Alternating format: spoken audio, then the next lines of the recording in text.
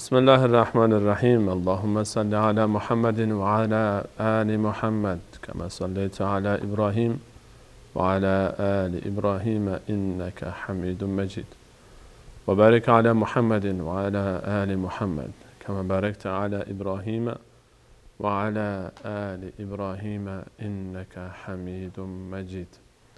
عرض سلام دارم و ادب و احترام خدمت همه شما خوبان، عزیزان، مهربانان، همراهان همیشگی برنامه سفره دل. در سفره دلی دیگر با شما عزیزان همچنان در محضر جناب دکتر نور محمد امرای عزیز هستیم، در داخل استودیو تا احساس تنهایی نکنیم و همچنان موضوع گذشته رو در برنامه گذشته به همراه شما خوبان ادامه بدیم. تو تنها نیستی.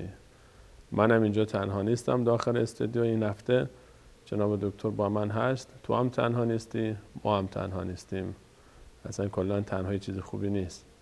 احساس تنهایی هم چیز خوبی نیست و شایسته یک ذات فقط و اون هم ذات واحد احد، الفرد الصمد، لم یلد ولم یولد ولم یکن له کفوا احد. جناب دکتر نور محمد امرای عزیزم با ما هستند در مشارکت با موضوع و پیگیری موضوع این هفته که امتداد برنامه گذشته هست. جناب دکتر عرض سلام و ادب احترام از طرف بینندگان خدمت شما و من و دوستان.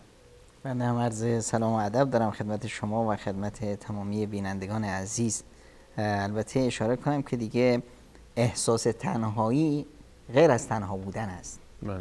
حالا احیانا انسان تنها میشه، اما مهم این است که احساس تنهایی نکنه. یا الحمدلله که این احساس بر ما ایجاد نشد، چون شما حداقل همیشه با ما بودید تو اسکایپ. و این احساس اصلا برای هیچ مؤمنی ایجاد نمیشه.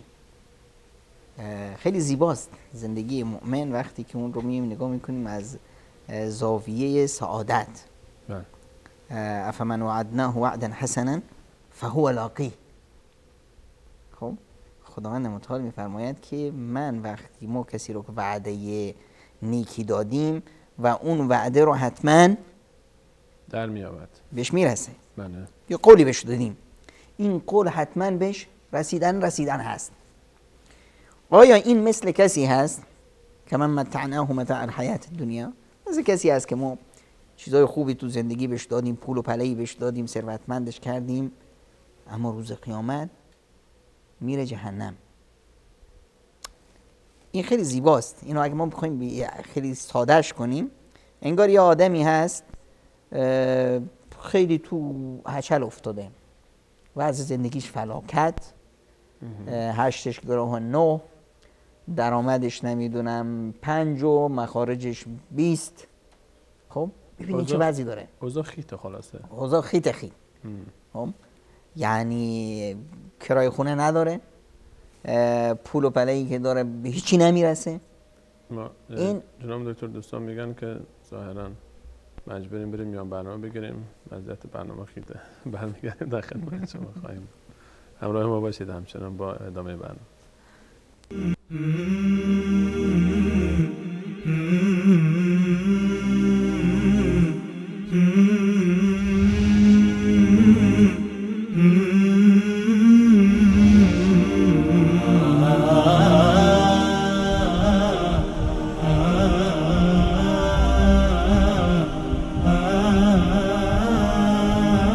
آیا دلمرده‌ای که ما او را زنده گردانیدیم و برایش نوری قرار دادیم که در پرتو آن در میان مردم راه می رود، مانند کسی است که در تاریکی به سر می برد و نمی تواند از آن بیرون بیاید؟ این گونه کارهای کافران برایشان آراسته شده است. وصال حق مرهمی بر دلهای بیمار.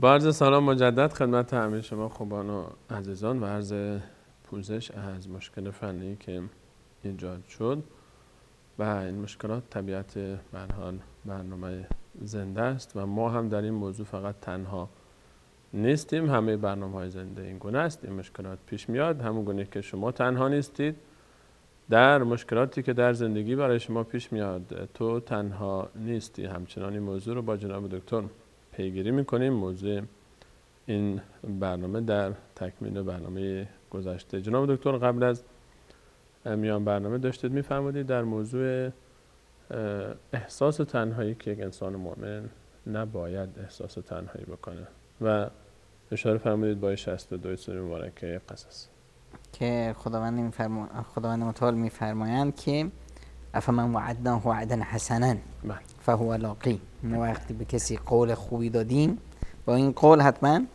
برآورد میشه. میخواستم یک مثال بزنم که مثلا شما تصور کنید یه آدمی که وضع زندگیش بسیار فلاکت هست و یه سختی هست،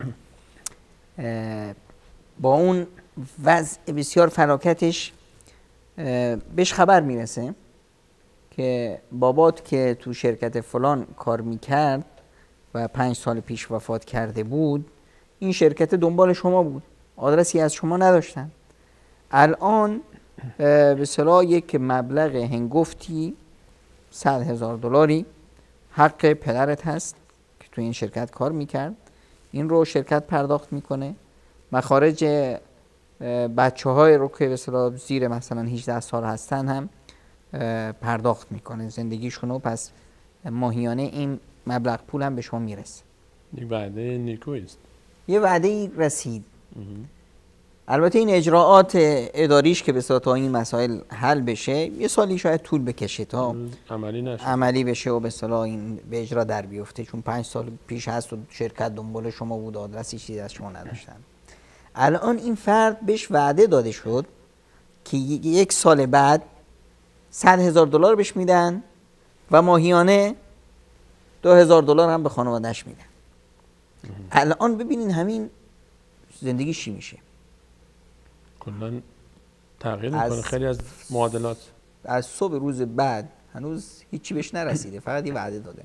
از صبح روز بعد میره تو نمایشگاه‌های ماشین ببینه کدوم ماشین رو بخره، میره بنگاه ها خونه ها رو قیمت میکنه، دیگه تو جیبش هیچی نیست، همون انسان یه هفته پیش هست. بله.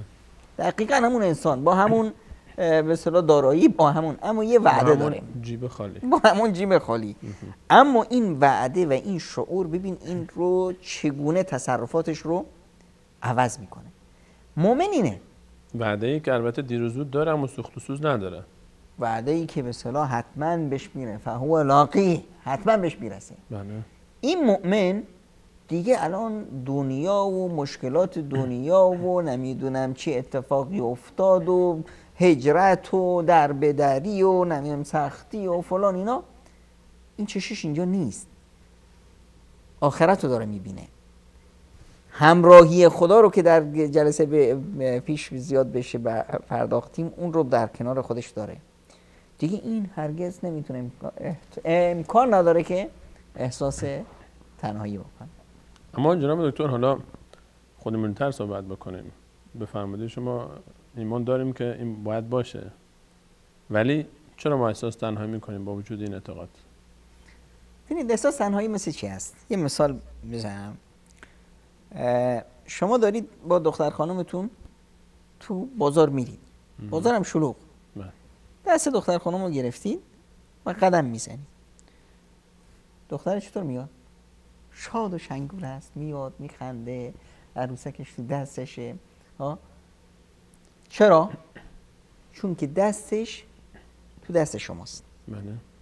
یه لحظه تو همین شلوغی به اصطلاح انگشتش باز شد، جدا شد. خودش رو توی جمعیتی دید، شما رو ندید، خودش رو گم میکنه. یه احساسی چی میکنه؟ گم شدن. احساس گم شدن. من کجام؟ چی شد؟ احساس تنهایی میکنه. چیکار میکنه؟ میزنه زیر گریه یا خشک میمونه، حیران. چیکار کنم؟ کلی خطر دور برش احساس میکنه. پدرش که نرفت کره مریخ، همین دور براست، اما در این دید رابطه نیست. قطع شد. رابطه قطع شد، در دید نیست. الان چون این کودک اعتماد به یک مصدر دیگه داشت که پدر بود، خب الان اون مصدر رو از دست داده، تکیهگاه جای دیگه بود. این دقیقاً همین وضعی هست که کسایی که همچنین حالتی براشون پیش میاد. این چیکار شده؟ چه اتفاق افتاده؟ اون خمیره شخصیتش رشد نکرده، بله. خودش رشد کرده، اون ماهیت و خمیره شخصیتیش هنوز کودک مونده، نیاز به یک تکیهگاه داره. خودش در کودکی خب سرپناهی داشت، کسایی داشت که به اصطلاح هوای اون رو داشتن. الان چون که نوجوان شده، بزرگ شده، الان خود به خود اونایی که به اصطلاح هوای این رو داشتن الان اونقدر بهش اهتمام نمیدن. خودش هم احساس میکنه که دیگه اونا نیستن با من، باید کسی دیگه باشه. ببینید در رشد شخصیت انسانی، انسان وقتی که میاد از مرحله کودکی میرسه به نوجوانی، خداوند توش یک قدرت محبت خوبی رو میذاره. همه این نوجوانا اینو میخوان کار خوب بکنن، میخوان در فعالیت های نمیدونم خوب و خیر و اینا. میبینی که نوجوان خودشو میخواد شامل کنه. این نوجوان اگر تونست یک رابطه محکمی بین خودش با خداش برقرار کنه، نوجوان تونست شخصیتش رو رشد بده که از هم چون که جسمش رشد پیدا کرد، شخصیتش هم رشد پیدا کنه. اون وقت دیگه هیچ وقت براش این مشکل پیش نمیاد، احساس تنهایی براش پیش نمیاد. اما اگر نتونست جو اجتماعی، جو خانواده، اطرافیان، محیطی که توش هست این رشد رو بهش نداد، کودکیش موند، شکلش گنده شد، عقل و فهم و درایت و بینشش هم رشد کرد، اما اون خمیره شخصیتیش کودک موند. دیگه اینجاست که تکیهگاه رو از دست داده. خدا در تصورش نیست. خب این دیگه خیلی معرض است در به اصطلاح احساس تنهایی کردن که احساس میکنه در تصورش خدا نیست جناب دکتر، یا دور شده از خدا؟ خدا اون اعتماد به خدا، ایمان به خدا که داره، اما این ایمان اونقدر کم رنگ هست، هیچ به اصطلاح سنباده هایی نیست که این ایمان رو جلا بده. مثلا این که همون دختر بچه‌ای که مثال زدید که دست بابا ازش جدا شد، قطع شد این رابطه بین اون و بابا، در اینجا رابطه بین بنده و الله قطع شده. الان اگر همون بابا رابطه قطع شد، بله، اما بابا صدا بزنه فاطمه فاطمه، دختر که صدا رو شنید خوشحال میشه، میره دنبال صدا میره، حتی اگر پیدا بابا رو نبینه هم یک کمی دلگرم میشه، خیلی دلگرم میشه. حالا این طرف چیکار میکنه؟ یک روابط جانبی هست که این رو با خداش ربط بده. نماز مثلا، بله، این نماز خب هر 5 وقت داره صدای خدا رو میشنوه، ندای آسمون رو میشنوه که میگه حی علی الصلاه، بیا بیا این ور. یعنی این همون ندایی هست که الله تعالی میخواد بنده این رو استجابت کنه تا دوچار احساس تنهایی نشه. همین ندا رو هم ببینید به اصطلاح خیلی زیباست، اذان خیلی زیباست. اذان اول اذان چطور شروع میشه؟ لفظ زیبای الله، الله اکبر. آهای حواست باشه اون کسی رو که تو داری الله اکبره، از همه چی بزرگتره، از هر مشکلی که تو زندگیت هست، از هر مشکلی که تو زندگیش هست. بعدش چی؟ اشهد ان لا اله الا الله. بس همه یه توکل ایمان، همه کسی غیر از اینم نمیتونه مشکل تو رو حل کنه. بعدش چی؟ اشهد ان محمد رسول الله. محمد کیه؟ محمد رو اگه بگیم تو قرآن ببینیم، رسول الله صلی الله علیه و سلم، خداوند متعال در وصف ماه چی میگه؟ ماه چی وصیتی داره؟ قمرن قمرن منیرا، نورم قمرن منیرا، ماهی که روشنایی میده. خورشید چی؟ سراجن ضیا و سراج و هاجا. چی داره؟ چراغی هست، اما چراغی که گرمی داره، میسوزونه. برافروخته است. در وصف پیامبر خدا صلی الله علیه و سلم سراجا منیرا، جفتشو جمع میکنم با چراغی که تنها روشنایی داره. اینه وقتی که طرف روشنایی رو داره، مصدر روشنایی رو داره، خدا رو داره که ازش حمایت میکنه، پشتیبانش رو داره، اونم پشتیبانی که اکبر هست. الان این خدای اکبر که روشنایی رو براش روشن کرده داره بهش میگه که بیا پیش من، حی علی الصلات، بیا حرف بزنیم با من باشیم. این سنباده رو داره 5 بار هم در روزانه 5 بار این رو داره.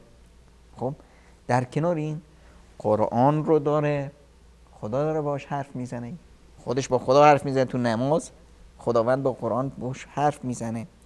این دیگه احساس تنهایی نباید اینجا وجود داشته باشه. ایمان تجدد پیدا میکنه، رکود نداره. این تجدد و بروز شدن، هی بروز شدن و هی رفرش کردن، این باعث میشه که دیگه اون همیشه شاد و بانشاد باشه. در مقابلش اون کسیه که به اصطلاح این مصدر رو گم کرده، اون چه حالتی داره؟ برای همین احساس تنهایی یه بیماری بسیار مهلک و خطرناک هست. نمیدونم سرطان خیلی بیماری بدی هست، درد دندون و درد نمیدونم گوش و اینا خیلی بده و انسان رو اذیت میکنه. خب اما بیماری عصبی خیلی بده، اما این از همه اینا بدتره، کل انسان رو فلج میکنه. مثلا جناب دکتر درد بی همسری، این یکی از مشکلاتی هست که خب احساس میشه که خیلی تحملش برای کسانی که همسر ندارن سخته. خود بی همسری اگر طرف تونست این رابطه رو حل کنه، قضیه رابطهش با خدا قوی باشه، تحملش آسون است. یعنی اینقدر مشکل نیست. وقتی که کسی که به اصطلاح مشکل کی میاد؟ مشکل وقتی میاد که این طرف دچار سردرگمی میشه. دختر خانومی هست، به عمر رسیده، جامعه هی چپ و راست بهش نگاه میکنن که این چرا مونده. هر جلسه ای که میرسن مریم خانم چند تا بچه داری؟ بعد خانم سعدیه شما چی؟ من هنوز ازدواج نکردم، یا کسی دیگه میگه ازدواج نکرده. همین اشارات، همینی که خودش احساس میکنه که دیگه کم کم داره ناامید میشه، دیدها کمسو شده، کسی اون رو تو چشمش نداره، در خونه رو کسی نمیزنه، این دیگه کم کم شروع میشه اگر اون پایگاه مهم رو از دست داده بود، این میاد به یک حالت سردرگمی مبتلا میشه که من سربار این جامعه شدم، کسی نیست که بیاد. ببینید الان اگر ما بیاییم تو درصد که الان مثلا آمارایی که حرف میزنه از دختر خانمایی که آرزو دارن همسر دوم، سوم و چهارم باشن، آرزو دارن، خب این دختر خانم هم هست، مدرک بالا هم داره، نه پزشک هست، فلان هست، حاضر هر کی بیاد، کری کوری شلی براش مهم نیست. مهم اینه که از این فشاری که روش هست بیرون بیاد. طرف میاد میگه که یه شوهر میخوام، کار دارم، زندگی دارم، نمیدونم همه چی دارم، هیچی نمیخوام، فقط یه شوهر میخوام که اسمش روم باشه. این همون احساس تنهایی نیست؟ اینه. این در یک اکتئاب و یک احساس تنهایی شدیدی گیر افتاده، خب میخواد از این فرار کنه، راه نجاتی براش باشه. خب این یه وقتی هست که خب طرف در حالی که کسی پیدا میشه به عنوان ازدواج سوم، چهارم، اونو میگیره، به هر حال این مشکلش حل میشه. بعضی وقتا هست که همین شانس هم بیش نمیرسه. خب اینجا ما باید چی کار کنه؟ اینه که راه حل، ببین احساس تنهایی مثل کسی است که توی زندانی افتاده، توی سلول، اما خوشبختی اینه که کلید دست خودشه، چطور؟ کلید در زندان دست خودشه، میتونه خودشو از این فضا بیرون کنه. اول اینی که به اصطلاح یعنی خودش رو زندانی کرده الان؟ خودش رو زندانی نکرده، تو وقتی زندان کلید دستش افتاده، هست، اما کلید دست خودش، میتونه بره بیرون. نمیخواد بره بیرون. همینه که این به اصطلاح نمیدونه راه بیرون رفتن کجاست، یا نمیخواد، یا از بس خودش رو گم کرده، این همت رو نداره، نمیدونه چی کار کنه. کسی نیست که بهش اشاره کنه که دست ببر تو جیبت، کلید دست خودته. فکر نمیکنه که به این راحتی میتونه بره بیرون. راحت هم هست. چطور؟ اولش اینه که ناامید نشه. خب میدونه که مثلا اگر یک فضای اجتماعی مشخصی پیش بیاد، یک ازدواج مثلا بکنه، این مشکل حل میشه. خب یه نسخه میره پیش حضرت موسی علیه السلام. حضرت موسی شما تو مدین رفتید، اونجا تو مدین بود دیگه، اونجا که جایی نداشتی، کسی نداشتی، همین سردرگم بودی، چطور ازدواج کردی؟ حضرت موسی میگه که من رفتم اونجا، دیدم که بعضی از افراد بیچاره هیچ چیز کمک نیاز دارن، من کمکشون کردم، یه کار خیر کردم در کمال عفت و در کمال خویشتنداری. بعدش چیکار کردم؟ خب دلم خواست که از این جو بیرون شم، اما میدونستم که راه حل پیش خدامه. اومدم گفتم رب اینی لما انزلت الی من خیر فقیر، بارالله از این خیر نیکی که فرستی من واقعا محتاجم. خب اول یه پشتیبانه، یک کار خوب، یک پوینتی به دست آورد بدون چشم داشت، بعد کوبی در خدا. فجاءت احداهما همشه الاسته، یکیشون همینجور خجالت اومد، گفت بابام صدات داره. مشکل حل شد. یه نسخه موسوی داریم.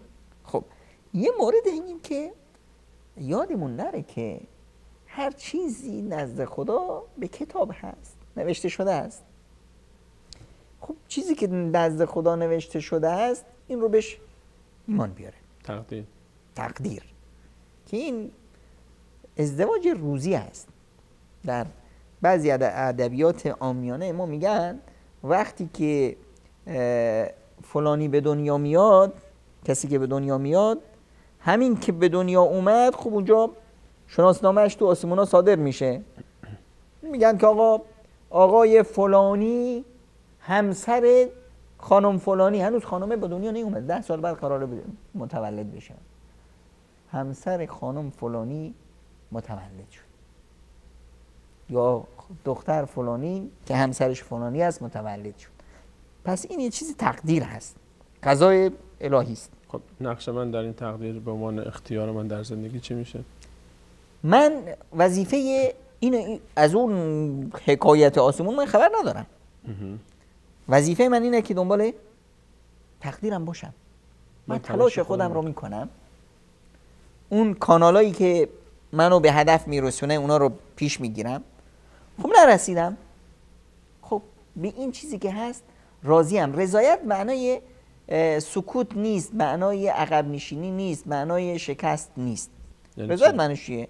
یعنی من خودم رو ضایع نمی‌کنم. همین دختر خانومی که همچین حالتی داره و این البته در جوونا هم به وجود میاد، در پسرایی که به اصطلاح یه نوع انحرافی داشتن، پسرایی که نمیدونم هر جا در میزنن کسی واسهشون در باز نمیکنه، پسرایی که مثلا محیط جامعه ظالم با اون تقالید و با اون رسومات دست و پاش رو بسته، مهریه و نمیدونم شیربها و نمیدونم جهیز و برنامه‌های دیگه که به اصطلاح بیکاری و فلان از این هم سنگایی که جلوی پای مردم انداخت. دقیقاً. خب این همه اینو، خب حالا چیکار میکنه این دختر خانم؟ ما میاد خودش رو وقتش رو پر میکنه. بهترین سوژه اینه که یک کاری بکنه که در اون کار نوعی موفقیت باشه، نوعی رسیدن به هدفها باشه. کارهای خیر، مثلا کار خیر بکنه، کسبی داشته باشه در راه خدا بده، همینی که در راه خدا میده، همینی که دست یک افتاده ای رو میگیره، همینی که یه لبخندی رو لبای یک فقیری، یک یتیمی میکاره، این یک احساس لذتی توش ایجاد میکنه که تمام اون کمبودا و کاستیایی که به اصطلاح اون احساس تنهایی توش ایجاد آورده همه اینا از بین میره. و در این حال با تعلیم و آموزش و انس گرفتن با قرآن و با تعلیمات دینی و اینا خودش رو رشد میده. در این حال مثلا کارهای فنی میکنه، خودش رو مشغول میکنه. این تولید و این به اصطلاح این احساس که من سربار دیگران هستم، وجود من با عدمم یکسان هست، این رو ازش میگیره. در نتیجه قضیهش بسیار طبیعی میشه، یک نرمال میشه. درسته که یک کمبودی داره، درسته که یک سرپناهی داره که سرپناه روی به اصطلاح که باید باشه، یه روپوشی که باید باشه، یا همون تعبیر قرآن کریم همون لباسی که باید به اصطلاح اون رو بپوشونه اون رو نداره. اما در مقابل یک مشغله های ذهنی داره که این مشغله ها اون رو ربط میده به یک کانون بزرگتر که همون جامعه باشه، انسانهای دیگه باشه. و این رابط اینها اون نیتی هست که در اون نیت خدا نمایان هست، رضایت خداوند نمایان هست. در نتیجه این احساس یک سعادت میکنه. میبینیم که خانومی هست ازدواج هم نکرده، هیچ فرصتی براش پیش نیومده، الان 60 ساله که به اصطلاح در فضای جامعه فعال هست و این هست، تو کل جامعه این مادر جامعه است. نیمی از جوانای امروز که حالا مثلا بچه دار هم شدن، بچه‌هاش انگار نوه‌های اونن. این دیگه اون کمبود رو اصلا احساس نمیکنه. در سن بالاتر جناب دکتر، در بین بزرگسالان که ظاهرا نباید اونها احساس تنهایی بکنن، یعنی وقتی که فرزندان هستن، نوادگان هستن و ازدواج کردن، به هر حال سالهای از عمر گذشته، اونجا هم ما مشاهده میکنیم که این موضوع احیانا پررنگه. اونجا دلایل رو شما چی میبینید؟ احیانا نه، خیلی وقتا پررنگه در بزرگسالان، به خصوص تو شهرها. تو روستاها این کمرنگ تره. چرا؟ چون که بزرگسال روستا همیشه تو جامعه است، دور و برش نوه ها هستند، همسایه ها هستند، خودش هم یه جوری با خاک بازی میکنه و یه چیزی میکاره و فلان. اما خود همین عمر که وقتی که انسان میرسه به یک مرحله از عمر، فمن نعمره ننکسه فی الخلق، کسی که ما به یک مرحله پیری از عمر میرسونیم، اون رو از نظر احساسات و عواطف برمیگردونیم به دوران اول، بوکس باد میزنه، برمیگرده میاد عقب. یعنی همون جوری که از لحاظ جسمی خم میشه برمیگرده انگار که به سمت اول که زمین بود 4 دست پا میرفت، از لحاظ شخصیتی هم دوباره داره برمیگرده به دوران کودکی. یعنی رفتارش مثل کودکا میشه، توقعاتش زیاد هست، نق میکنه، گریه میکنه، نمیدونم اینو میخوام اونو میخوام، کلا همون به اصطلاح صفات کودکی. حتی احساساتش خیلی احساسی میشه، شما فقط یک کم به اصطلاح بهش توجه نکنی فوراً میگیره. یعنی اقتضای این سن پس این طبیعت هست، طبیعت تو این به اصطلاح سن هست. اما خب چه وقت احساس تنهایی میاد؟ تا وقتی که دو تا به اصطلاح پیرمرد با هم هستن، باز یه جوری کمتر هست. اما باز هم مشاهده هست. اگر خدای نکرده مثلا پدر مادر پیر تو خونه تنها بودن، بچه‌ها دخترها و پسرها ازدواج کرده بودن، دور شده بودن، اینا دیگه احساس میکنن که اینا الان چه انسانایی بودن که دیگران به اونها نیاز داشتن، الان نیازمند دیگران هستن و اون دیگران رو دور و برشون نمیبینن، فرار کردن. احساس تلخیه، احساس بدی هست. و بدترش وقتی هست که یکی از این دوتا عزیز از این دنیا رخت بربندن، اون دیگه رو میبینیم که خیلی ژولیده میشه، 1 سال عمرش به اندازه 10 سال پیر میشه، شکسته میشه. این خیلیه، یعنی این رو شما خیلی خوب میتونید احساس کنید. در همه مراحل عمر، به خصوص وقتی که به اصطلاح یکی از طرفین از بین میره. مثلا شما میبینید که خانومی هست شوهرش وفات کرد، خانم 20-25 سال بیشتر عمر نداره، این جامعه بهش نرسید، اطرافیان کوتاهی کردن در حقش، میبینید که این در ظرف 5 سال انگار اون دختر 25 ساله پیشین نیست، انگار که شده 40 ساله 45 ساله. مشکنه. در عمر بالاتر این خیلی نمایانتر هست، به خصوص اگر خانمه وفات کرد و پیرمرد موند. پیرمرد خیلی باز بیشتر روش فشار میاد. یعنی میخواد بگید که غیاب زن برای مرد تاثیرش بیشتر تا غیاب مرد برای زن؟ دقیقاً، چون که مرد همه اعتمادش در این مرحله زندگی بر زن هست. یعنی اون دینامیکی که این رو به حرکت در میاره موتور زن هست، در حالی که زن مرد رو در کنار خودش داره، یک سایبونی داره و در این حال نوه ها رو داره، به اطرافیان رو داره، نمیدونم پیرزن‌های اطراف خودش رو داره، در حال یک جوی به صورت جوی که اون رو به صورت مشغول میکنه و اصلا خودش قبلا هم اعتمادش زیاد روی شوهرش نبود، کارهای خودش رو خودش میکرد، کارهای شوهرش رو هم میکرد. خب یه جوری به اصطلاح دینامیک حرکتش نیازش کمتر. الان نه، واسه همینه که یکی از بزرگترین حقایی که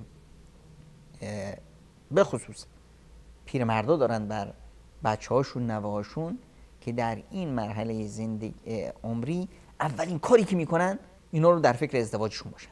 یعنی در سن کهنسالی 60 سالی 70 سالی بر حسب اون قدرت و توان جسمانی و نیازی که داره. و از همه مهمتر اینه که اونا رو تنها نذارن، بذارنشون توی محیط خانواده. این چه فایده‌ای داره؟ اصلا برای خود محیط خانواده خیلی مفید است، به خصوص برای کودکان. کودکی که پدر بزرگ و مادر بزرگ رو در کنار خودش داره، مسائل کمبود عاطفه و نمیدونم اینا اصلا پیش حل شده است. دوم، رشدش خیلی رشد میکنه، رشد عقلیش، فهم و شعورش. ببینید یه تجربه 70 ساله 60 سال تجربه زندگی این بچه 2 ساله این رو داره میبینه، با 60 سال تجربه زندگی داره بازی میکنه. پدر و مادری داره که وقت ندارن، پدر بزرگ و مادر بزرگی داره که کل وقتشون رو دادن به اون. خب الان ببینید این بچه چقدر از نظر شخصیتی قوی میشه، رشد میکنه. در مقابل اونایی که نه، کودکانشون رو از پدر بزرگ و مادر بزرگاشون محروم میکنن، نمیخوان این پیرمرد پیرزن مزاحم زندگیشون باشه، مودم آبشون باشه، نمیدونم هی نق بزنن روشون فلان، میخوان خودشون راحت کنن، چه ضربه ای روی خود خانواده و شخصیتی خودشون میزنن، غیر از اون لعن و نفرینی که روز قیامت برای جانشون میشه. پیامبر خدا صلی الله علیه و سلم میگه رغم انف امرئ، خاک بر سر اون شخص. کدوم شخص؟ اونی که پدر و مادرش یا یکی از اونها رو داشت در زندگیش بودن و نرفت بهشت. یعنی پدر و مادر دو دروازه بهشت، مادر بهشت زیر پاش، پدر اوسط و ابواب الجنه، بهترین و گشادترین دروازه بهشت پدر. خب این دو تا فرصت طلایی و این همه تأکید پیامبر خدا صلی الله علیه و سلم و قرآن کریم بر به اصطلاح بر الوالدین، واسه همینه که اینها در این مرحله نه اول احساس تنهایی بکنن، دچار این بیماری بشن، احساس کنن که سربارن، وجودشون اصلا بیهوده است، خب کسی بهشون توجه نمیکنه، کسی بهشون بها نمیده. خب حالا این قسمت این بود که دیگران چه وظیفه‌ای دارن. خود این افراد، من میخواستم همین از شما بپرسم جان، اینها که وظیفه دیگران هست تا این بزرگواران عزیزان احساس تنهایی نکنند. اما مشاهده میشه متاسفانه در برخی از خونه ها که پدر بزرگ، مادر بزرگ یا پدر و مادری که به سن سالی رسیدن، یکیشون مونده یا هر دوتاشون، واقعا احساس تنهایی میکنن. شما چطور میتونید به اینها بگید تو تنها نیستی؟ در حالی که در زندگیش احساس تنهایی میکنه، در حالی که دور و برش کسی رو نمیبینه، در حالی که این شخص الان که نیازمند دور و بریا هست الان اونها نیستن. این با تمام وجودش احساس میکنه تنهاست. چطور ما میتونیم بهش بگیم تو تنها نیستی؟ این ببینید، اولا که در به وجود اومدن این احساس خودش سهیم هست، یک گناه خودش. چطور؟ در تربیت کوتاهی کرده؟ غیر از مسائل تربیتی، خب حالا بچه دار نبود، احتمالش هست. بعض نمیدونم توی شهری بود که اصلا کلا اونجا غریبه بود. بله. خب اما خب تو جوونیش، تو وقتی که فرصت داشت، و این رو الان جوونا، اونایی که فرصت دستشونه، باید گوشواره گوششون کنه که آقا فردای پیری جلو روته ها، زیاد رو بچه ها حساب نکن. چون اصلا قضیه تربیت فرزندان که ما میگیم هی تربیت فرزندان بیشتر به شعار میمونه.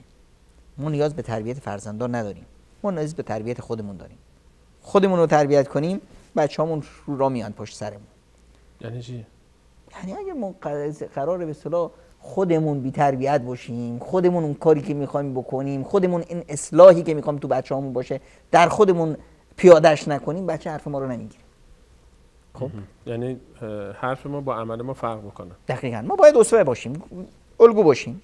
بچه الگو برداری میکنه. الگو رو نگذاشتی جلوی بچه، میخواد چی رو الگو برداری کنه؟ میخواد کدوم راه رو بره؟ اون چیزی که شما گفتید، اون از این گوش اومد، از این گوش رفت پرید بیرون. مشکله که مگه اینکه گوش رو محکم سیمان بکشی. الان این طرف، این فرد بزرگ مثلا جوون ما باید خودش رو برای فرداش آماده کنه، رابطهش رو با خداش اینقدر قوی کنه که دیگه مسائل پیری و نمیدونم افتادگی و تنهایی این دیگه اصلا کلا منتفی باشه. هرگز دیدی مثلا یک آدم دانشمند، یک انسان اهل قلم و اهل کتاب اصلا پیر بشه؟ شکسته میشه از نظر جسمانی، که کمرش دلا هم میشه، اما میبینی که شخصیتش هنوز جوان تر میشه. یه همچنین بهترین استادای دانشگاه کی هن؟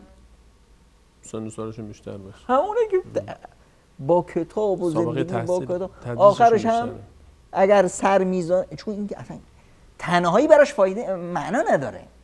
کسی که تو کنارش که جاهز رو داره، این ورش امام مسلم رو داره، این ورش ابو داوود رو داره، این ورش نمیدونم مبارک فوری رو داره، این ورش، این دیگه همیشه توی فضای زیبایی هست که اصلا نمیخواد از این فضا بیاد بیرون، احساس تنهایی نخواهد کرد.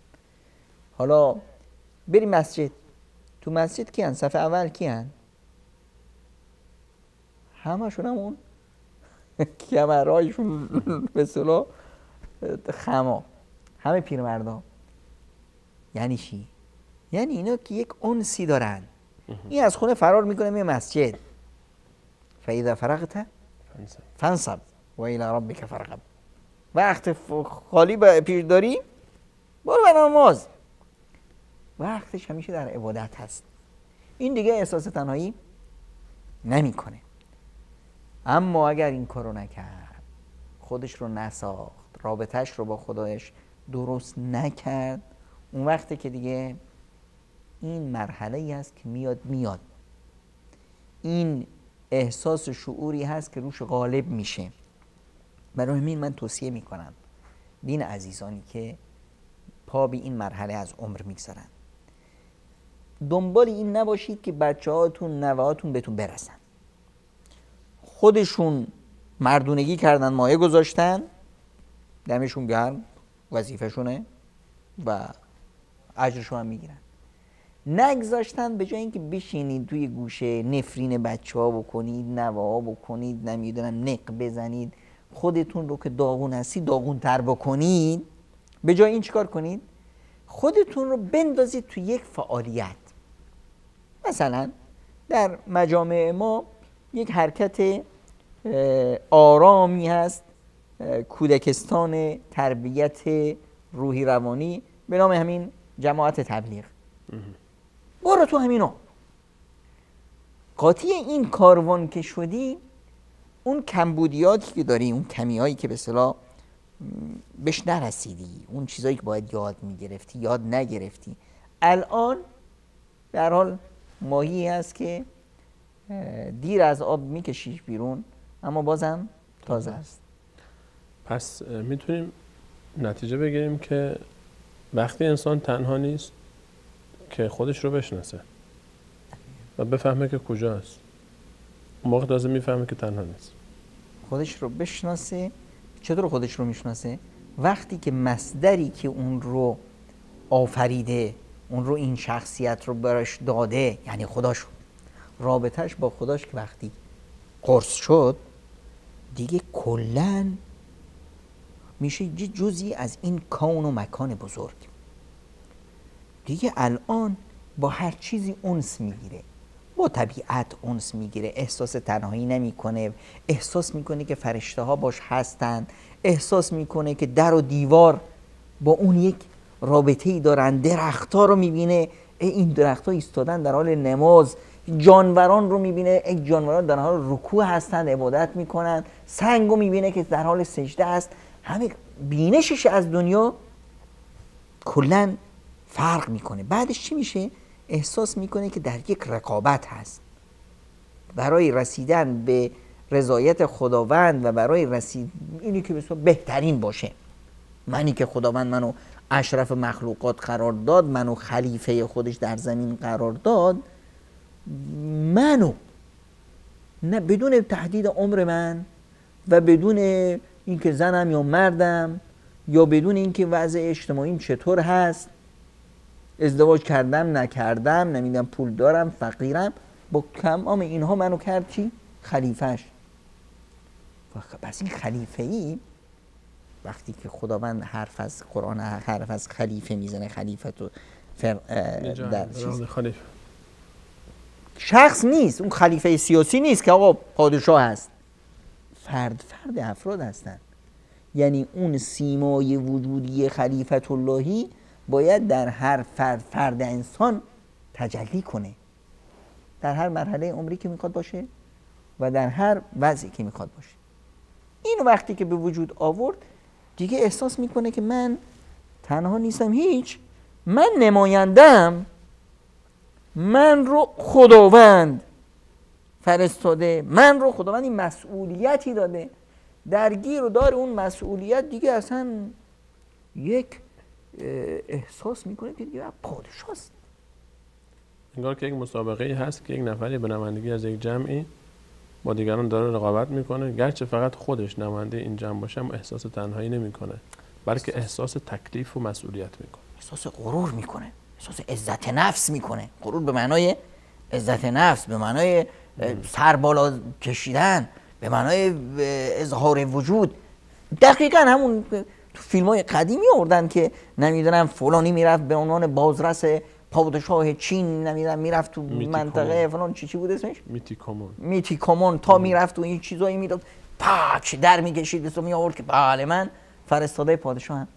این وقتی میاد فرستاده شاهنشاه هست، فرستاده خداوند هست.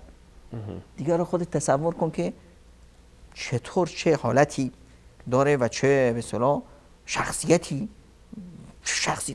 قوی و نیرومندی داره. حالا دیگه میخواد عمرش 1000 سال هم بشه، این شخصیت رو، این عمر رو، این مشکلات رو، نمیدونه این وضعیت جامعه نمیتونه خمش کنه. خیلی ممنون. کسی که در میدان مسابقه مشغول مسابقه هست چشمهای زیادی دارن اون رو میبینن و موقعیت اون هم سبب شده تا این احساس رو داشته باشه و نه تنها احساس تنهایی نمیکنه بلکه بیشتر احساس شورش عفو میکنه. بیشتر تو صحبت خواهیم کرد درباره این موضوع و اینکه این چشمهایی که دور بر ما هستند و ما رو میبینند، چطور میتونیم اینها رو تقویت بکنیم، این احساس رو در وجود خودمون، تا از این بار منفی احساس تنهایی رهایی پیدا بکنیم. بعد از میان برنامه همچنان با ما باشید با موضوع تو تنها نیستی.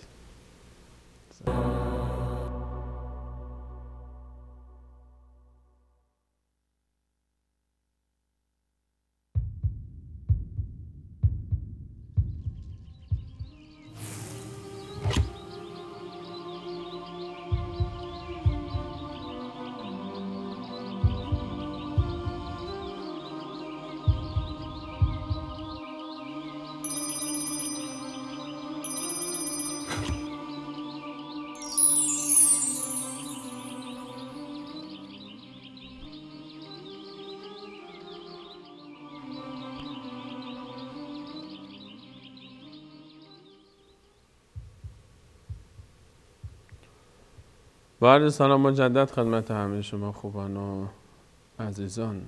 در اوج احساس تنهایی که فکر میکنیم که تنهاتر از ما در دنیا هیچ کی نیست و هرچی مشکل در زندگی روی دوش منه و بدبختر از من هیچ کی نیست و فقط من یکی اینجوریم و مثل خودم دیگه اصلا پیدا نمی کنم و از این تعبیرات منفی، اگر با یک دید دیگری نگاهی بیاندازیم در پرتو آیات کلام الله مجید و احادیث گوهربار حضرت رسول صلی الله علیه و آله و سلم، تصویری خیلی عجیب و شگفت انگیز میبینیم از اطرافمون که اگر این تصویر رو بتونیم خوب درکش کنیم، اون موقع شرممون میاد و خجالت میکشیم که بگیم تنهایی. جناب دکتر درباره این تصویر برای ما بیشتر توضیح خواهند داد. جناب دکتر از این تصویر بگید و از این موجوداتی که اطراف ما هستن و سبب میشن که ما جرئت نکنیم بگیم تنهایی. ما هیچ وقت نمیتونیم تنها باشیم، بخوایم نمیتونیم تنها باشیم، اجباراً تنها ما نیست. کرام الکاتبینی داریم که هیچ جا ما رو نمیذارن.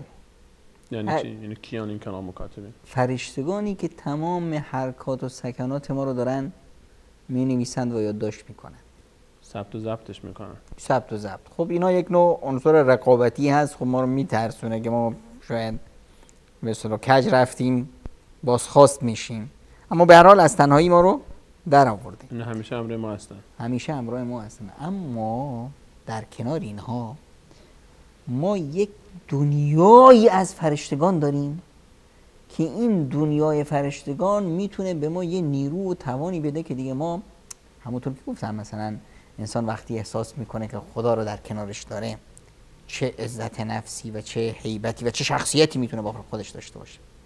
خب حالا یه ترفند مثلا برای کسب کردن این هیبت، کسی که میره به عیادت مریض، در حدیث قدسی که خداوند انسانی که به عیادت مریض نرفته سرزنشش میکنه روز قیامت که چرا نیومدی؟ اگر میومدی، اگر میرفتی به عیادت مریض، لوجدتنی عنده، منو اونجا میدیدی. کنار مریض من اونجا بودم، کنار مریض بودم. خب بعد از این کسی که میره به عیادت مریض، اگر بعد از ظهر رفتی عیادت مریض، اون شب 70,000 فرشته همراه تو خواهند بود. اگه شب رفت، کل اون شب در کنار تو 70,000 فرشته هستن. 70,000 فرشته به همراه انسانی است که رفته به عیادت مریض. 70,000 تا کل اون شب باش هستن. حالا شما تصور کن که بیایی، همین یه واقعیت هست، واقعیتی هست از یک دنیای فرابشری، دنیایی که من اون رو از متافیزیک که من نمیبینمش. این یه واقعیتی که من باید درکش باید بکنم. چرا؟ چون که من کسی که احتمال دروغ توش نیست، کسی که فرستاده رسول خدا صلی الله علیه وسلم، پیک خداوند به من این اطلاع رو داد که اگر رفتی به عیادت مریض 70,000 فرشته بات هست. الان یه لحظه احساس کن که 70,000 فرشته همراهت هست، این ور اون ور که میری چه حالتی داری؟ 70,000 فرشته اسکورتم میکنن. من فرشته این نیست که دعا کنه برای من که به اصطلاح من این مشکلی دارم. ترفندهای زیرکانه. کسی که برای برادر مؤمنش، برای یک انسان دیگه دعا کرد که یک مشکلاتی داره، خداوندا برای الله و مشکلات استاد سلیمانی رو برطرف کن. حالا این استاد سلیمانی نیست اونجایی که من دارم دعا میکنم. من این دعا رو کردم نه به خاطر اینکه باز هفته آینده برای سفره دل منو دعوتم کنه، فرصت بده که با بینندگان عزیز از نزدیک باشم. خب یک هدفی که این چنینی نیست که این نیت من رو نیت خالصانه. الان من تو یک تنهایی شب دارم زاری میکنم پیش خدایم، خداوند فرشته ای رو میفرسته، حالا شب باشه روز، هر وقت فرشته ای رو میره فرسته بالای سر من، میگه که آمین ولک مثل ذلک، آمین و برای تو هم به مثل همون چیزی که برای اون طلب کردی من طلب میکنم. در روایت بنی اسرائیل اومده که حضرت موسی دعا میکرد استجابت نمیشد، خدای چیکار کنم؟ خداوند بهش گفت که با دهنی دعا کن، با دهنی منو بخوا، اگر کسی با دهنی منو دعا کنه که با اون دهن گناه نکرده من استجابت میکنم. چطور شما با دهنی، مگه میشه که کسی دهنی داشته باشه که گناه نکرده باشه؟ این همون دهن است. فرشته من اگر گناه کردم، معصیت خدا رو کردم، با دهن خودم کردم، با دهن فرشته نکردم. شاید فرشته به هر حال در پیش خداوند مکانت خاص خودش رو داره، معصوم ذات بیگناه. این یه مورد است. یه مورد دیگهش همینی که من اینقدر خوبی کنم که کسایی پیدا بشن که برای من دعا کنن.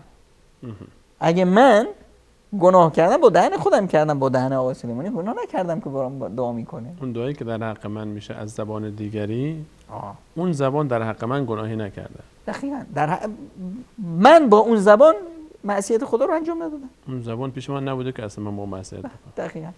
خب الان من میخوام که این فرشته ها با من باشن. بابا هو الذی یصلی علیکم و ملائکته، خداوند برای شما خیر و نیکی میخواد، فرشتگان برای شما دعا میکنن. وقتی که شما بیاد ان الله و ملائکته یصلون علی النبی، خداوند و فرشتگان دارن برای پیامبر دعا میکنن. یک مرحله هست که شما اینو باید میتونید کسب کنید. یه چیزی نیست که به اصطلاح به هر حال شما بشین تو خونت چرت بزنی و فرشته هم بیاد برات دعا کنه. کشکی که نیست، باید مایه بذاری. چطور؟ آقا میخوای که اصلا فرشته ها نه این که برات دعا کنن، نه این که همراهت باشن، نه این که اسکورتت باشن، فرشته ها بیان بالشون رو بذارن بگن آقای سلیمانی بفرمایید رو بال ما. خیلی تخیلش و تجسمش سخت و سنگینه.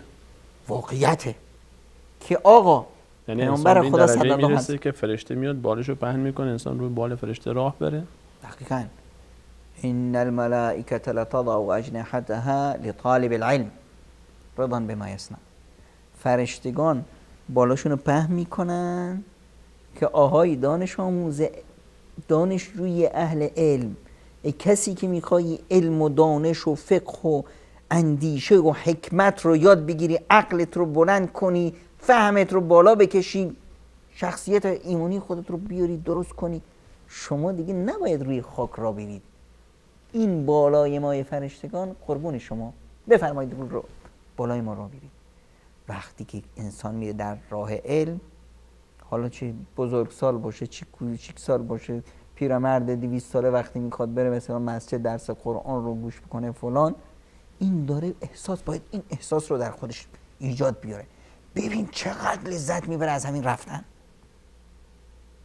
شما تصور کنید وقتی برای شما یه فرشی رو پهن کردن، شما میایید میگین بفرمایید از روی پادشاه ها براشون یه فرشی میارن گلیم به اصطلاح سرخی، اینقدر پوز میدن همچون راه میرن انگار گزدماغ فیل افتادن.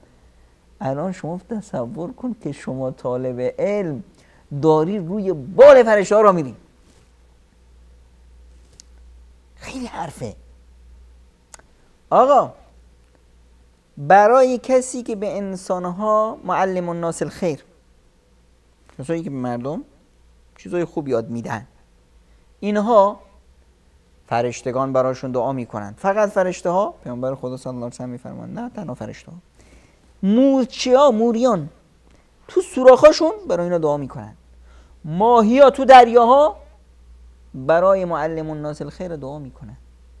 کسی که به مردم خیر یاد میده. شما یه چیز خوب بلدی، حالا این چیز خوب دین باشه، این چیز خوب یه فن و فوت کاری باشه، این چیز خوب یک مهارتی باشه که این مردم این خیر رو یاد میگیرن و از این استفاده میکنن در رشد جامعه، در خدمت به دیگران، در رسیدن به خداشون، به رضایت خداشون. این معلم الناس خیر است. جام دوتون یه لحظه صبر کنید نگاه بندازیم دوباره. فرصت های این ایستگاه هاییه که من دلم نمیاد مفصلانش رد شیم. من نشستم تو خونه احساس تنهایی میکنم و فکر میکنم که تنهام. هیچ کم نیست که من کاری بکنم، هیچ کم نیست که به فکر من باشه، در حالی که غافلم که در همین لحظه میتونم با دعا کردن توجه صدها فرشته رو به سمت خودم جلب کنم که میان مستقیم بالا سرم. من میتونم در همین لحظه برم به عیادت یک مریض به عنوان یک نمونه از یک کار خیر و 70,000 فرشته رو اسکورت خودم کنم که همراه من بشن. دیگه من الان یکی نیستم، 70,001 نفرم. 70,000 فرشته همراه شما هستن. نه تنها رفتی اونجا، کل این روز با شما همراه هستن، کل این شب با شما هستن و من نشستم اینجا دعا میکنم، فرشتگان برام لبیک میگن و من برای یادگیری کتابی باز میکنم، تلویزیونی رو، یک شبکه اسلامی برنامه مفیدی رو باز میکنم، از کسی طلب میکنم که به من یاد بده، یا معلم خیری برای دیگران هستم، یه فنی، یه هنری، آشپزی باشه، ولو این که شاید بعضی از خواهران فکر بکنن که حتما باید کتاب یاد بدیم، هر چیزی که به خیر مردمه، به دردشون میخوره. و نه تنها الان در این لحظه‌ای که من این کارو دارم میکنم از این تنهایی در اومدم، من الان عضوی از یک مجموعه عظیمی هستم که بالهاشون رو پهن میکنن فرشتگان که من رو بالشون راه برم و مورچه ها دارن برای من دعا میکنن، ماهی های دریاها هم برای من دعا میکنن یعنی اینکه اونها اسم منو میگیرن، یعنی اونها الان من تو ذهنشون و فکرشون هستم، یعنی اونها الان خاص به من میاندیشن. این عبادتشونه، وظیفه‌شونه، باید این کارو بکنن و من الان دارم احساس میکنم که تنهام. این دیگه خیلی نامردیه. ببین من میخوام که فرشتگان به من اهتمام خاص بدن، من تو بغلشون بگیرم، خیلی راحت. یعنی انقدر خودمونیشن با فرشته دیگه قدم میشه تا این حد؟ خیلی بیشتر از اینو. و قرآن الفجر ان قرآن الفجر کان مشهودا. میرم نماز صبح که میرید احساس نکردید وقتی نماز صبح میرید یک احساس آرامش عجیبی به انسان دست میزنه؟ انسان وقتی میره مسجد نماز صبحش با جماعت بخونه، جایی که مسجد هست، جایی که نیست حداقل سر وقت میخونه، احساس میکنه اون روز سبکه، احساس میکنه اون روز سر حاله. خود مسجد چه احساس میکنی؟ احساس میکنی این مسجد یه طوریه ها. آدم آروم میشه وقتی میره داخل فضای مسجد. برای چی؟ برای اینکه یک کوکبه ای از فرشتگان تشریف آوردن اونجا وجود دارن. قرآن الفجر ان قرآن الفجر کان مشهودا. قوقاییه برای خودش. آقا ما میشینیم توی مجلس علم، فرشتگان برای نماز صبح میان. فرشتگان برای نماز صبح میان تو مجلسی که ما بشینیم برای یاد گرفتن و علم، فرشتگان میان دور این مجلس ما هم چارزانه میشینن، ما رو حلقه میزنن. و من در همون مجلس خدای نکنده شاید بعضی وقتا فکر میکنم که دارم وقتمو تلف میکنم. دیگه این فرشته از کجا اومده؟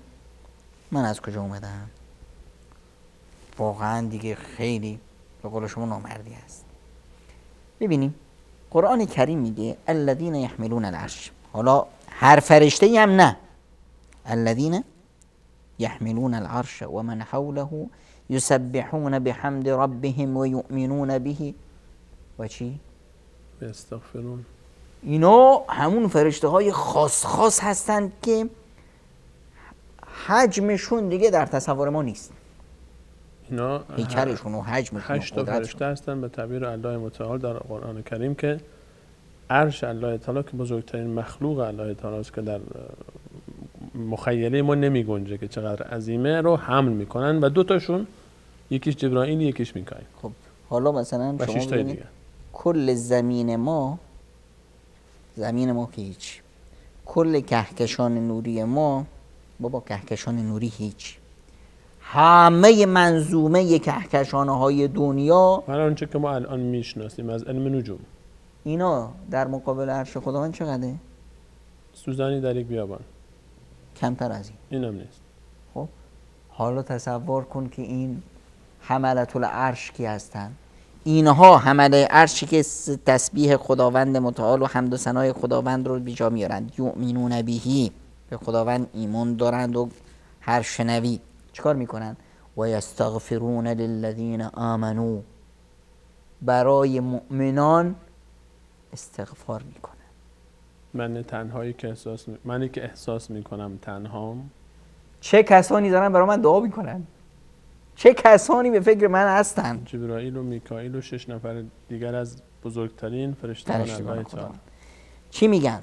ربنا وسعت كل شيء رحمتا و علما. خدا رحمت شما، علم شما به هر چیزی چیره است. فاغفر للذین تابوا واتبعوا سبیلک. این بیچارهایی که توبه کردن، راه تو رو رفتن، از اینا در بگذر. حالا تصور کن جبرائیل نشسته و دعا میکنه که بار الهی حالا هر چی شده دیگه رحمت تو بیکرانه است و علم تو هم خودت این سلیمانی رو خلق کردی، حالا دیگه فاغفر للذین توبه کرد یعنی گذشت. حالا ببین دیگه چه انسان، چه کسی رو داره براش. الان انسان وقتی این احساس رو یه لحظه بکنه، خیلی احساس عظیمیه. چه احساسه؟ اصلا خیلی زیباست. خیلی زیباست. خیلی زیباست. وجود این زیبایی البته این همه فرشته اینا رو هم داشته باشیم، نیاز است که اون طرف دوم قضیه رو هم مد نظر داشته باشیم. طرف دومش اینه که دیگه همین فرشته اینقدر هوای ما رو دارن، اگر خدایی ناکرده از من لغزشی سر بزنه، همین فرشته نفرین میکنه. کسی که بیاد نه اینکه یک مسلمونی رو بکشه، فقط تهدید بکنه، فقط تهدید به قتل بکنه، یه آهن پاره‌ای رو بگیره به اون مسلمان میزنم دو، فرشته ها نفرینش میکنه. همین فرشته ها بودن که قوم لوطو چه بلایی به سرشون آوردن. بودن اونجا، دیدن وقتی که عصبانی شدن چیکار کردن. همین فرشته ها هستند که بسیار هوا یک خانواده، زن و شوهر. حالا کی باشن زن و شوهر؟ نه خیر، این فرشته ها وجود دارن، هواشو دارن. مرده زنه رو خواست، زنه استجابت نکرد، همین فرشته ها تا صبح نفرینش میکنن. چرا؟ چون این باعث میشه که این بنیان مقدس خانواده سست بشه، به هم بخوره. له معقبات من بین یدیه و من خلفه یحفظونه من امر الله. فرشتگانی هستن جلو پشت سر که اونو که از انسان محافظت میکنن به امر الله تعالی. اینا اسکورتشن، یعنی همیشه همراهشن. اینا رو خداوند وظیفه داده. الان اینا رو من در کنار خودم دارم، چطور اولا احساس تنهایی کنم و چطور به خودم اجازه بدم که همین افرادی که اصلا اومدن برای حمایت من، برای کمک من، در کنار من هستن، منو اونس میدن، من باید با اینا احساس شادی بکنم، من باید با اینا احساس عزت نفس بکنم، اعتماد به نفسم بالا بره، من بیام اینا رو بر خودم بشورونم. پیامبر خدا صلی الله علیه و سلم در حدیثی که امام طبرانی روایت میکنن میفرماید که هر کسی که یاران من رو فش داد، من سب اصحابی فعليه لعنت الله والملائکه والناس اجمعین، نفرین خداوند و فرشتگان و همه بشریت بر اون. من چی کار کردم؟ اینایی که به اصطلاح میان یک مقدار حماقت میکنن، میان مثلا قدر شناسی پیامبر خدا صلی الله علیه و سلم، این شخصیت عظیم هستی که این همه با ما خوبی کرد، وظیفه داریم هی براش دعا کنیم، صلوات بفرستیم، درود بفرستیم. این هستی بزرگ سراج منیرا رحمت للعالمین این شاگردانی رو خودش تربیت کرد، عرق جبین گذاشت، ابوبکر و عمر ها و عثمان ها و قعقاع ها و سعد ابن ابی وقاص ها و مصعب ابن عمر ها و بلال ها و ابوذر ها، اینا رو تربیت کرد. اون وقت بیاد یکی از ما به این شاگردان مکتب رسالت بد و بیرا بگه، چی میشه؟ همین فرشته هایی که اومدن که اسکورت ما باشند، برای ما دعا کنند، یستغفر للذین تابوا کنند، اینها میشورن، لعنت و نفرین میکنن.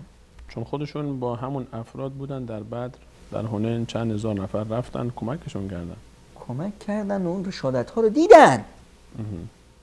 خب اون کسی که میبینه این رفیق من، دوست من که من سالیان سال براش دعا میکردم، من براش استغفار کردم، من همیشه باش بودم، این داره اونو فوش میده، میگه خود به سرت، عصبانی میشه دیگه، حق هم داره.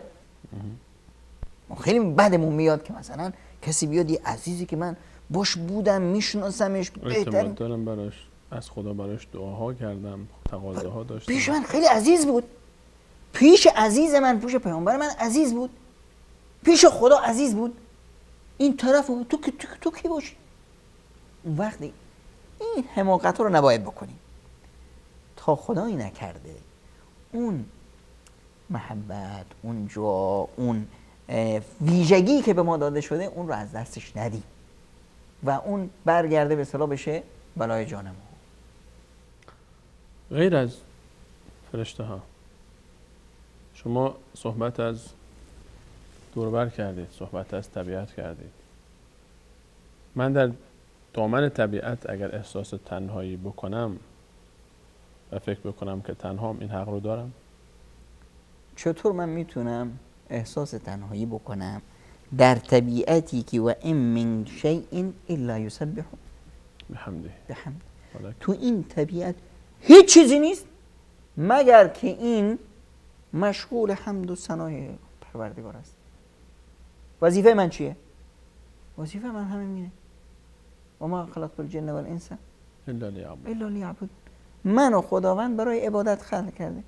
همه این کون در حال عبادت هست، یعنی در یک مسیر با هم مشترکیم، در مخلوق خداوند بودن با هم مشترکیم. فقط یه چیز هست که این کون داره عبادت میکنه، اسیان نمیکنه، نمیتونه اسیان بکنه.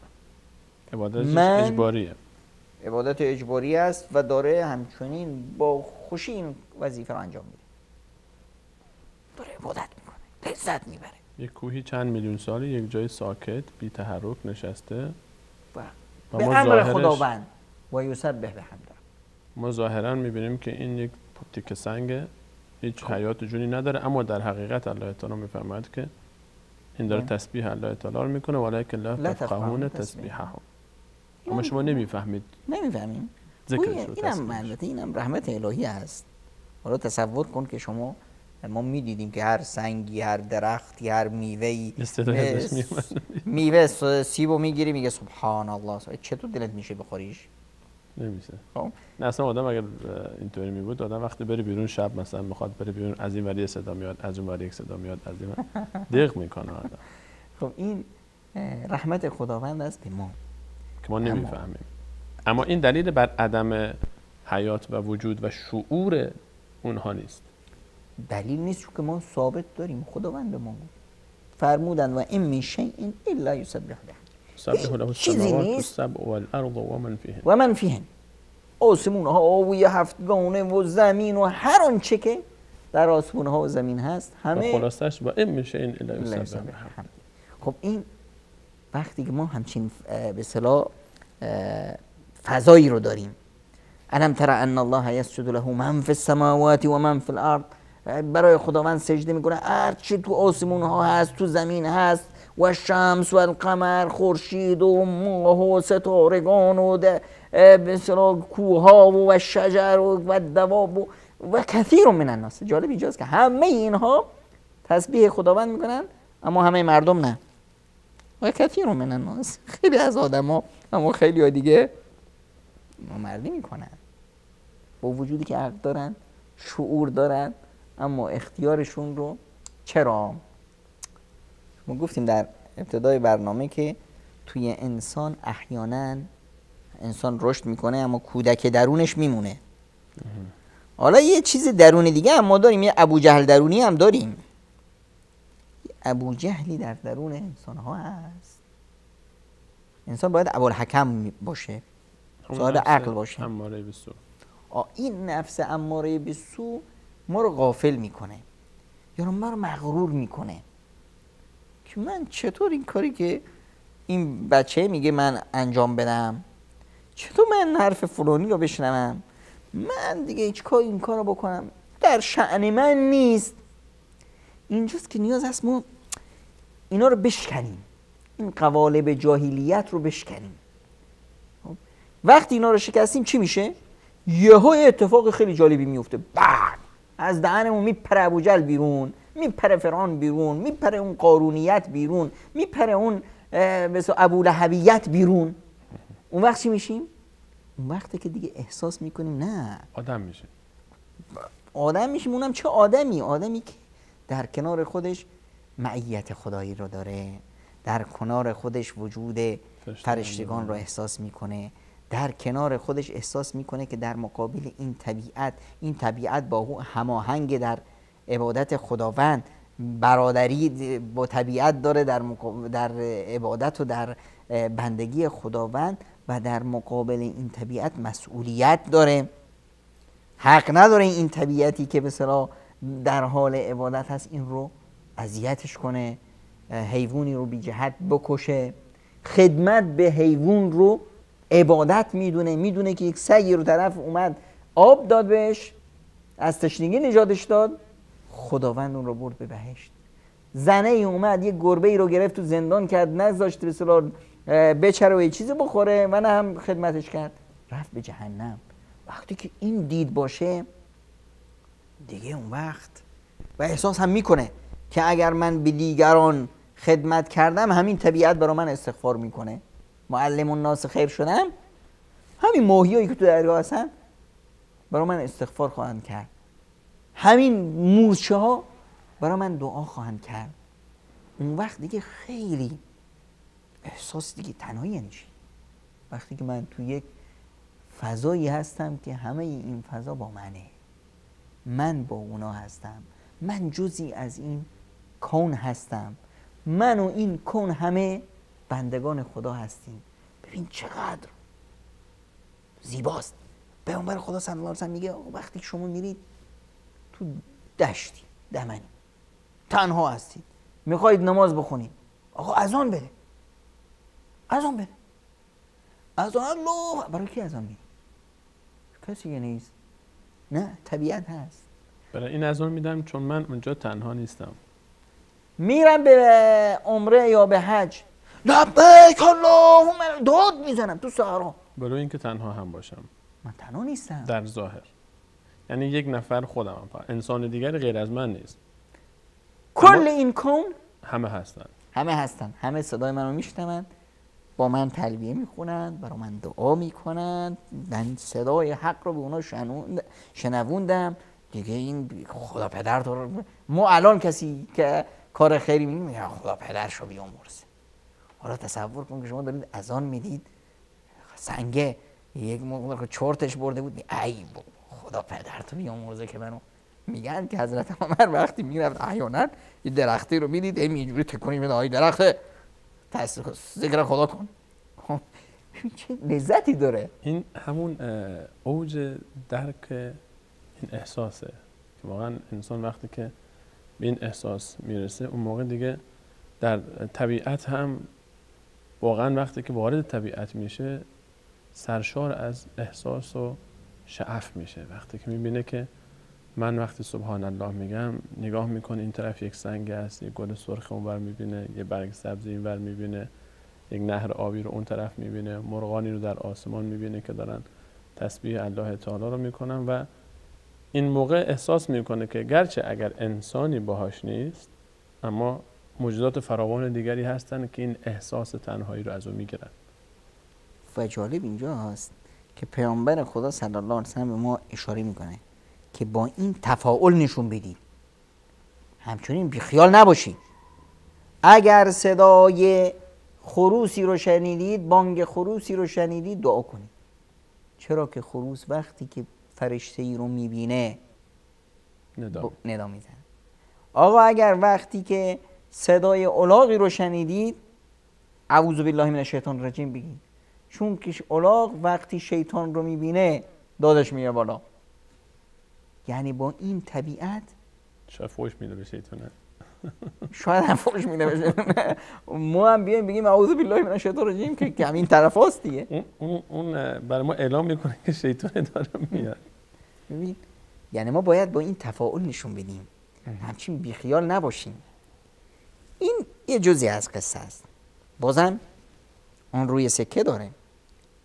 آن روی سکه چی است؟ وقتی که همین انسان اومد و نافرمانی خداوند رو کرد، اون وقت چی میشه؟ اون وقت همین طبیعت میشوره بر علیهش. همین طبیعت میخواد که تکه پارش کنه. همین طبیعت وقتی گفتن و قالوا اتخذ الرحمن ولدا، وقتی گفتن که خدا به خداوند فحش دادن، چی شد؟ لقد جئتم شیئا ادا، خیلی کار بدی کردید، خیلی حرف زشتی رو زدید. این حرف شده تکاد السماوات والارض یتفطرن منه، آسمون ها و زمین میخواد تیکه تیکه بشن از شدت این حرف زشتی که شما در حق خداوند زدید. و تنشق الارض، زمین میخواد تیکه پاره بشه. و تخر الجبال، حتی کوه ها میخوان پودر بشن بیفتن. چی؟ ان دعوا للرحمن ولدا، که اومدن به خداوند متعال همچنین نسبت ناروایی دارن. دیگه این طبیعته.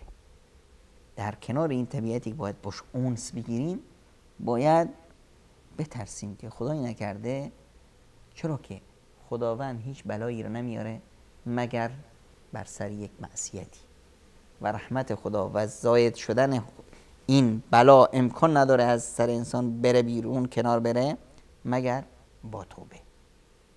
و بلای احساس تنهایی هم راه حلش همینه. خیلی ممنون جناب دکتر. ما به پایان وقت برنامه رسیدیم، گرچه دوست داشتیم به همراه شما بینندگان عزیز این موضوع زیبا رو همچنان ادامه میدادیم تا ببینیم چه خبر دور و بر و این احساس تنهایی رو انشاءالله که برای همیشه میبندیم و میندازیمش دور. و در پایان من فقط دوست دارم که صحبت پایانی شما رو بینندگان عزیز داشته باشیم. در پایان فقط اشاره کنم به این آیه قرآن کریم فمن اتبع هدای فلا یضل ولا یشقی. کسی که راه خدا رو گرفت نه گمراه میشه آقا، سردرگم میشه و نه نگون بخت میشه.